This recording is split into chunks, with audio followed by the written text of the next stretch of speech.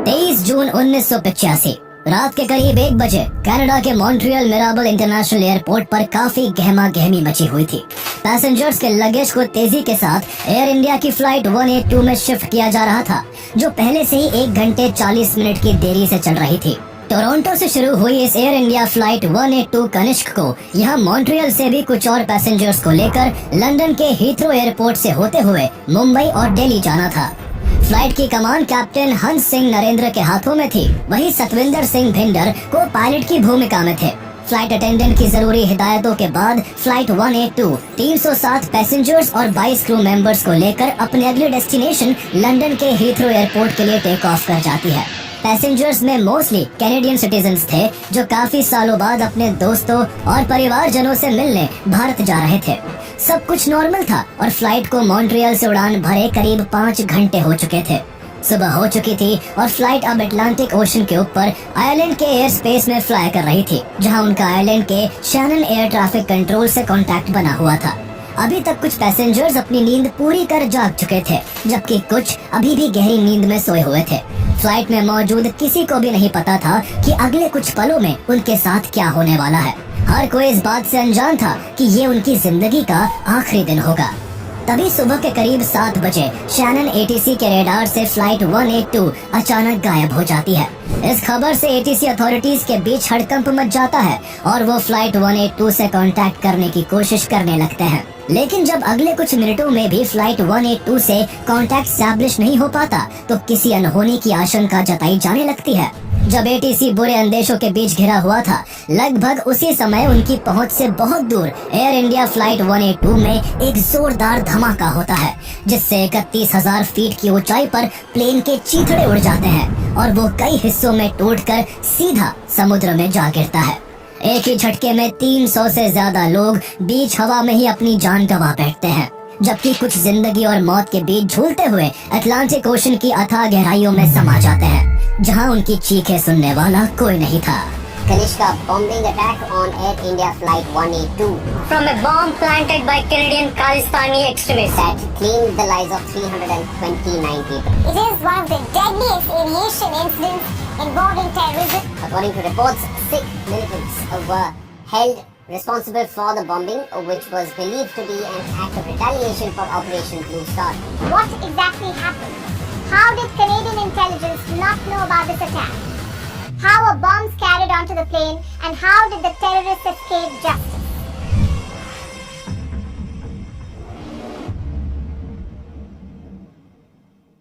इस भयानक हादसे की कहानी पंजाब के एक शख्स तलविंदर सिंह परमार के इर्द गिर्द घूमती है, जो 1970 में अपनी पत्नी के साथ पंजाब से कनाडा शिफ्ट हो गया था। उस समय पंजाब का यूथ बड़ी संख्या में रोजगार की तलाश में कनाडा जा रहा था, जिससे वहाँ सिख कम्युनिटी की संख्या अच्छी खासी हो गई थी। कनाडा में 6 साल गुजारने के बाद 1976 में तलविंदर कनाडा से परमानेंट सिटीजनशिप पाने में कामयाब हो गया। तब तक वहाँ उसने सिख कम्युनिटी के बीच अच्छी पॉपुलैरिटी हासिल कर ली थी और ऐसे सिख सेपरेटिस्ट के कांटेक्ट में भी आ गया था, जो कनाडा में रहकर भारत में सिखों के लिए एक अलग देश खालिस्तान की मांग कर रहे थे। इसी मांग को तेज करने के लिए उसने 1978 में सुखदेव सिंह बब्बर के साथ मिलकर बब्बर खालसा इंटरनेशनल नाम से एक सिख सेपरेटिस्ट ऑर्गेनाइजेशन बना ली।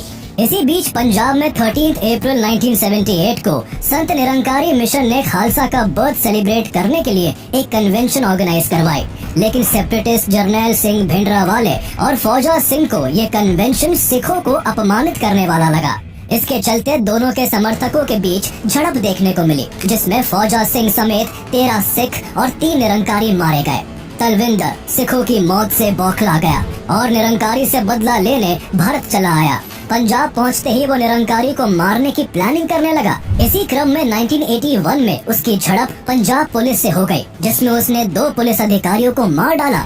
इसके चलते वो पंजाब पुलिस की हिट लिस्ट में आ गया, इसलिए पकड़े जाने के डर से वो वापस कनाडा भाग निकला।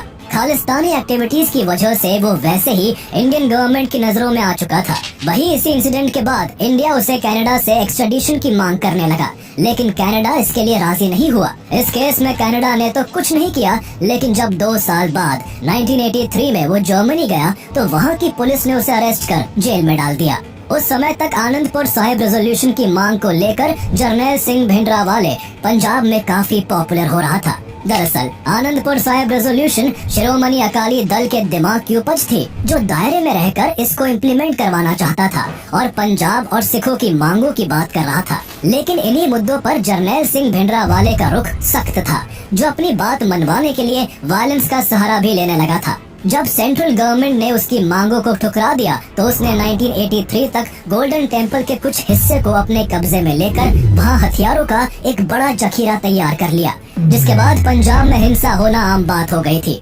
इसलिए गोल्डन टेम्पल को मिलिटेंट से फ्री कराने के लिए इंदिरा गांधी के ऑर्डर पर जून 1984 में आर्मी द्वारा ऑपरेशन ब्लू स्टार के जरिए इसे खाली करवा लिया गया। इस ऑपरेशन में भिंडरावाले सहित सैकड़ों लोग मारे गए और गोल्डन टेम्पल कॉम्प्लेक्स की अकाल तख्त जैसी रिलीजियस बिल्डिंग्स भी डैमेज हो गई। गोल्डन टेम्पल में सेना की इस कार्रवाई से सिख कम्युनिटी इंदिरा गांधी से काफी नाराज हो गई थी। उनकी नाराजगी इस कदर बढ़ी कि 31 अक्टूबर 1984 को इंदिरा गांधी की उनके ही 2 सिख बॉडीगार्ड्स ने गोली मारकर हत्या कर दी। प्राइम मिनिस्टर की हत्या से पूरे देश में बवाल मच गया, जिसके कॉन्सिक्वेंस में एंटी सिख राइट्स भड़क उठे, जिसमें हजारों निर्दोष सिख मारे गए। भारत में मची इस भारी उथल पुथल की खबर जर्मनी की जेल में बंद तलविंदर परमार तक भी पहुंच रही थी।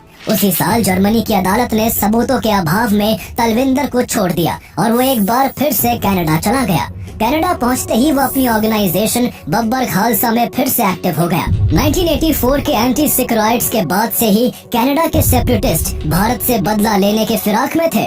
तलविंदर इसी मौके का फायदा उठाकर सभी सेपरेटिस्ट को एक साथ लाना चाहता था। वो सबसे पहले इंद्रजीत सिंह रियाद से मिला, जो बतौर कार मैकेनिक और इलेक्ट्रीशियन किसी कंपनी में काम करता था। उसके ऑक्यूपेशन को ध्यान में रखते हुए तलविंदर ने उसे बॉम्ब बनाने की जिम्मेदारी सौंपी, लेकिन वो उस बॉम्ब का कहाँ और कैसे इस्तेमाल करेगा, इसके बारे में उसने रियाद को कुछ भी नहीं बताया। इसके बाद उसने हरदयाल सिंह जोहाल से मीटिंग की, जो एक स्कूल में जैनिटर का काम करता था। फिर वो रिपुदमन सिंह मलिक से मिला, जो कनाडा की सिख कम्युनिटी में काफी रसूख रखता था और खालिस्तानी मूवमेंट का बड़ा नेता था। अंत में उसने अजैब सिंह बाघरी से मुलाकात की, जो 1984 के सिख दंगों के बाद अक्सर अपने भाषणों में 50,000 हिंदुओं की हत्या कर बदला लेने की बात करता रहता था। जिन्ना चेर तक 50,000 हिंदुओं से कत्ल नहीं कर देंगे सारी लंबी। तलविंदर इन सब से मिलकर इनको भारत के खिलाफ एक सीक्रेट मिशन के लिए उनके काम सौंप रहा था, जिसमें अजय बाघरी का काम फंड रेज करना था। इन सब में कई महीने बीत गए, जिस बीच सफिशिएंट फंड भी रेज हो गया और तलविंदर ने अपने साथियों के साथ मिलकर भारत से बदला लेने का प्लान भी तैयार कर लिया। प्लान एयर इंडिया की फ्लाइट्स को बॉम्ब से उड़ाने का था। इसके लिए जहां बॉम्ब बनाने की तैयारियां चल रही थी, तो वहीं उस बॉम्ब को प्लेन में कौन रखेगा, इस पर भी सोच विचार जारी था। इस काम में पकड़े जाने का खतरा था, इसलिए इसे किसी प्रोफेशनल से करवाने का सोचा गया। इस काम के लिए उस समय के कुख्यात क्रिमिनल जेरी बुड्रोल को चुना गया, जिसे एयर इंडिया की फ्लाइट 182 में बॉम्ब प्लांट करने के बदले में $2 लाख का ऑफर दिया गया। लेकिन जेरी बुड्रोल इसके लिए तैयार नहीं हुआ। उसे एक साथ इतने लोगों की हत्या बहुत भयानक और क्रूर लगी, इसलिए उसने इसकी जानकारी कैनेडियन पुलिस को दे दी। लेकिन कैनेडियन पुलिस ने उसके क्रिमिनल बैकग्राउंड के चलते उसकी इन्फॉर्मेशन को झूठा मानकर इस मामले में कोई इन्वेस्टिगेशन नहीं की। कुछ महीने बाद हरमैल सिंह ग्रेवाल नाम के एक शख्स ने भी Canadian security intelligence service CSIS और royal Canadian mounted police RCMP के सामने बब्बर खालसा द्वारा की जा रही इस बॉम्ब ब्लास्ट की प्लानिंग को बेनकाब करने की कोशिश की। लेकिन उसकी बातों को भी कैनेडियन अथॉरिटी ने बेसलेस मानकर इस पर कोई ध्यान नहीं दिया।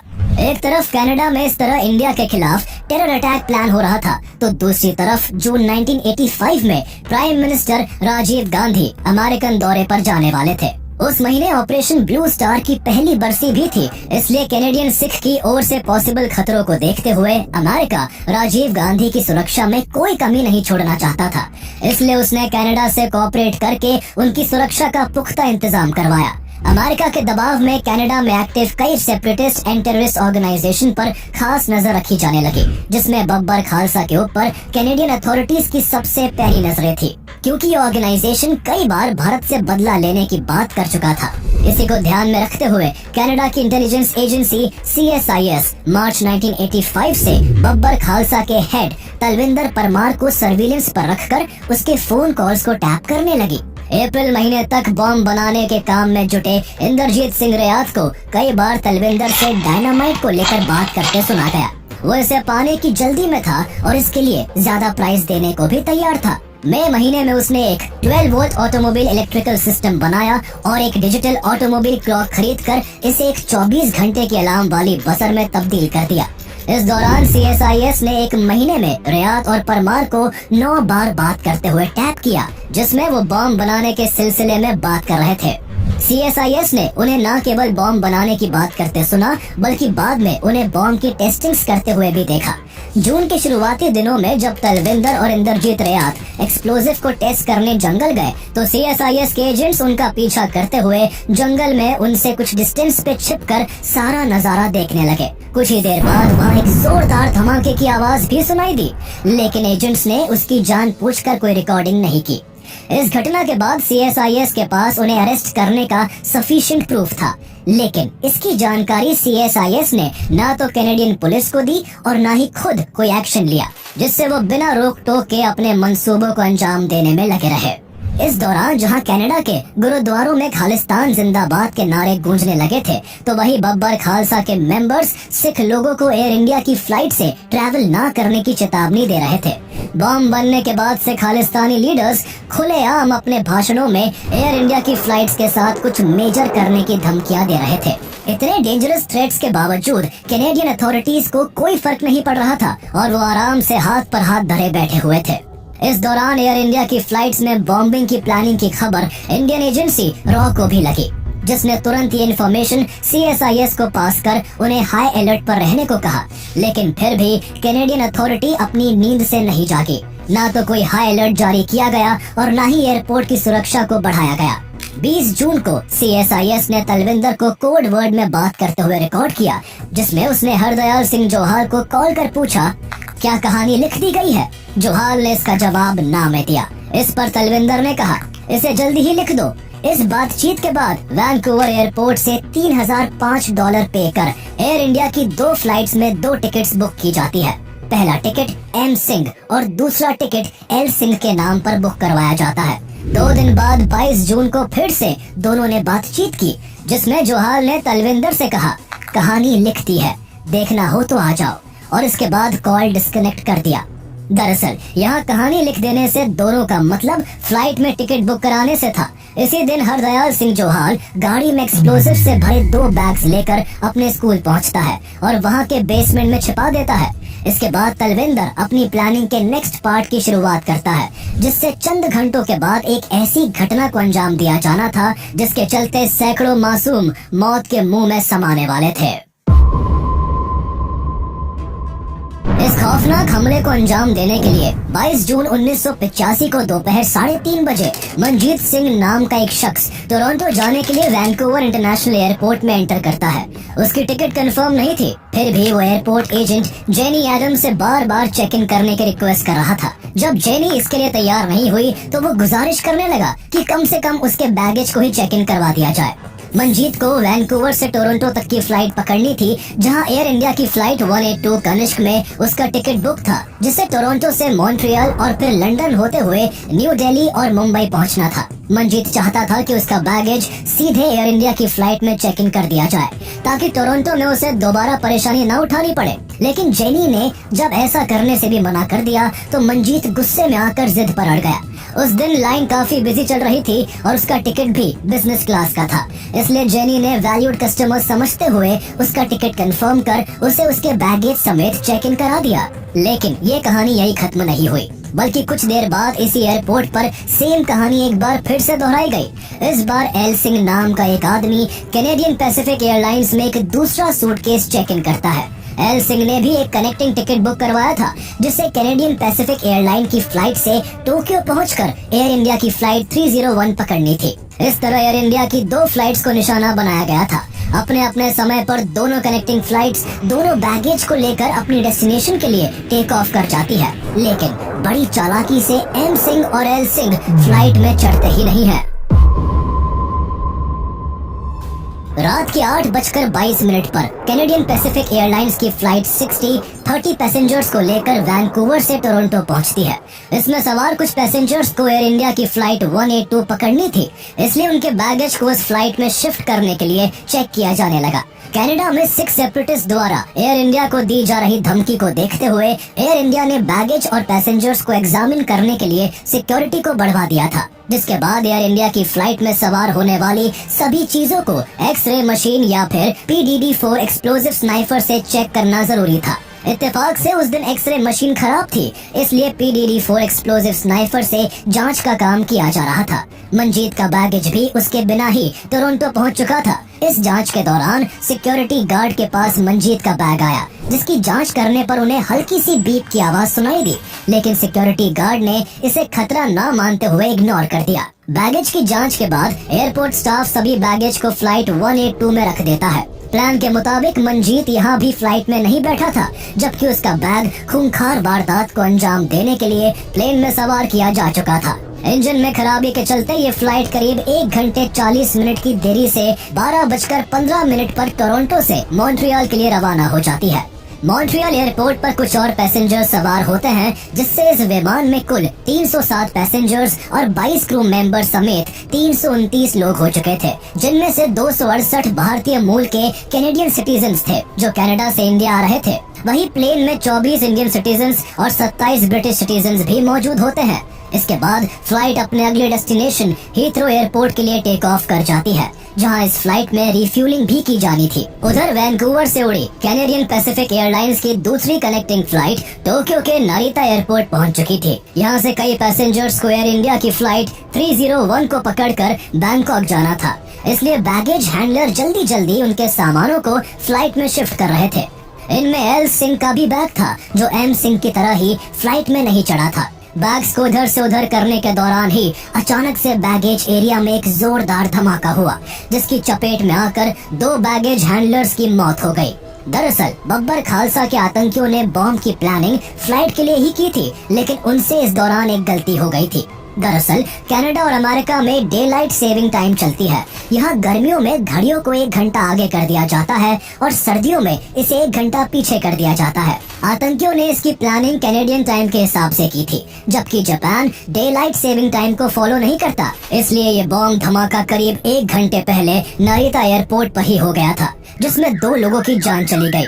लेकिन किस्मत से एयर इंडिया फ्लाइट 301 के सभी यात्रियों की जान बच गई। जिस समय टोक्यो में यह विस्फोट हुआ, उससे करीब 1 घंटे बाद एयर इंडिया की फ्लाइट 182 आयरिश कोस्ट से करीब 120 मील की दूरी पर अटलांटिक ओशन के ऊपर उड़ान भरते हुए तेजी से अपने नेक्स्ट डेस्टिनेशन लंदन की ओर बढ़ रही थी। तब सुबह के करीब 7 बज रहे थे। फ्लाइट के आयरिश एयर स्पेस में एंटर करने के बाद से ही आयरलैंड का ATC फ्लाइट के साथ कांटेक्ट में बना हुआ था, लेकिन कुछ ही मिनट बाद उन्होंने देखा कि फ्लाइट 182 अचानक उनके रेडार से गायब हो गई है। कई मिनटों तक जब उनका फ्लाइट 182 से कांटेक्ट नहीं हो पाया, तो वहां के कर्मचारियों में हड़कंप मच गया।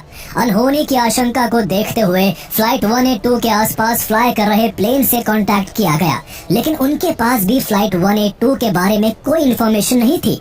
प्लेन आखिर उन्हें तब दिखाई देता जब वो आसमान में होता, जबकि उस वक्त तक प्लेन में रखा बॉम्ब विस्फोट हो चुका था, जिसने करीब 31,000 फीट की ऊंचाई पर बीच आसमान में प्लेन के चीथड़े कर दिए थे, जिस वजह से उसमें सवार 86 बच्चों समेत सभी 329 लोगों की जान चली गई। इन सभी बातों से अनजान अथॉरिटीज ने 7:30 पर इमरजेंसी डिक्लेयर करते हुए फ्लाइट 182 को खोजने के लिए रेस्क्यू ऑपरेशन की शुरुआत कर दी।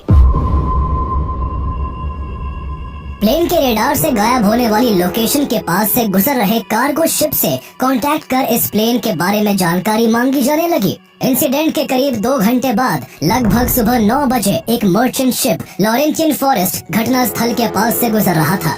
कुछ ही दूर आगे बढ़ने पर शिप के क्रू को किसी फ्लाइट का मलबा और पानी में तैरती हुई डेड बॉडीज दिखाई देती है। तुरंत रेस्क्यू टीम को इसकी खबर दी जाती है। ये फ्लाइट 182 का ही मलबा था, जिसके डिस्कवर होने के कुछ ही देर बाद छोटी बोट्स को समुद्र में उतार दिया गया और डेड बॉडीज को पानी से निकाला जाने लगा। रेस्क्यू को तेज करने के लिए ब्रिटिश रॉयल एयरफोर्स का प्लेन और फिर आयरिश नेवल शिप ले एस्लिंग भी दुर्घटना स्थल पर पहुंच गया। साथ ही 19 वेसल्स और कुछ स्मॉल फिशिंग बोट्स को भी आसपास के एरिया में लगा दिया गया। उस समय समुद्र में तेज तरंगे हिलकोरे ले रही थी, जिससे रेस्क्यूअर्स का काम काफी मुश्किल हो गया था। फिर भी वो हिम्मत करके अपने काम को जारी रखे हुए थे। लेकिन कई घंटे की इस कड़ी मशक्कत के बाद भी केवल 132 लाशों को निकाला जा सका, जबकि बाकी की 197 डेड बॉडीज को समंदर की लहरें बहाकर दूर ले गई, जिन्हें कभी नहीं खोजा जा सका। बाद में पोस्टमार्टम में पता चला कि कुछ लोगों की जान ऑक्सीजन की कमी से हुई थी। 8 लोगों को फ्लेल पैटर्न की चोटें आई थी, जो इंडिकेट करती थी कि जब बम के फटने पर फ्लाइट के टुकड़े हुए तो वो लोग आसमान में ही प्लेन से बाहर निकल पड़े थे, जिस दौरान उनकी मौत हो गई। वहीं 26 लोगों की जान पानी में डूबकर और 25 लोगों की जिंदगी डायरेक्ट एक्सप्लोजिव की चपेट में आने से गई थी। इस हादसे में नदिया के पार के पॉपुलर एक्टर इंदर ठाकुर भी अपने परिवार सहित अपनी जान गंवा बैठे थे, जो हादसे वाले दिन एयर इंडिया की फ्लाइट 182 से ही इंडिया लौट रहे थे।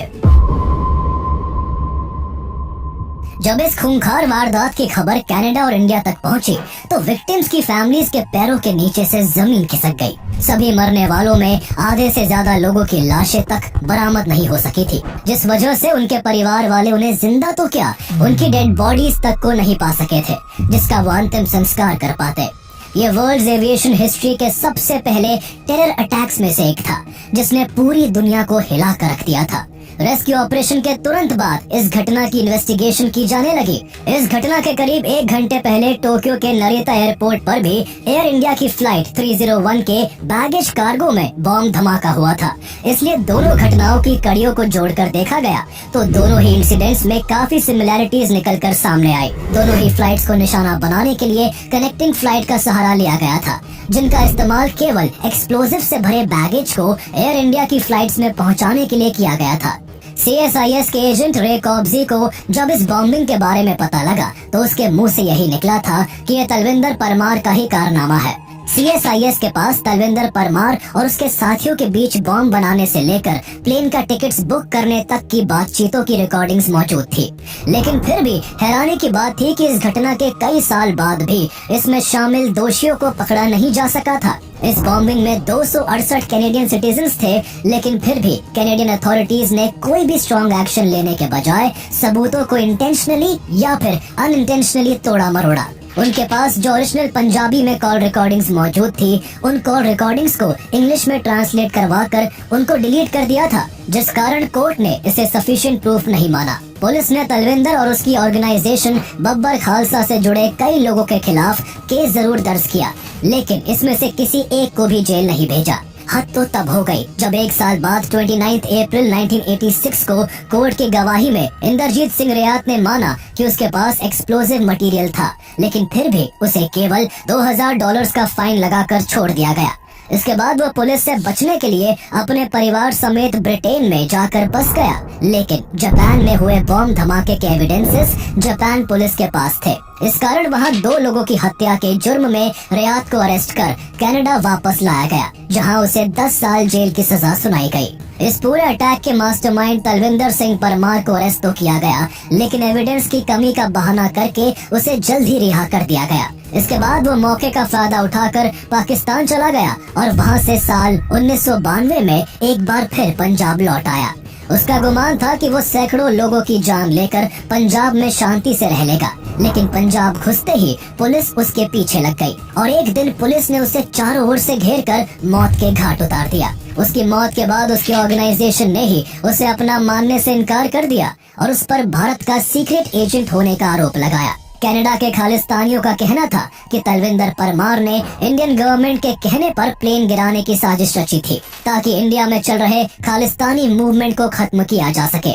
इस घटना के करीब 15 साल बीत जाने के बाद साल 2000 में कैनेडियन पुलिस ने अजैब सिंह बागरी और रिपु दमन सिंह मलिक पर केस दर्ज किया, जो इस बॉम्बिंग में इन्वॉल्व थे।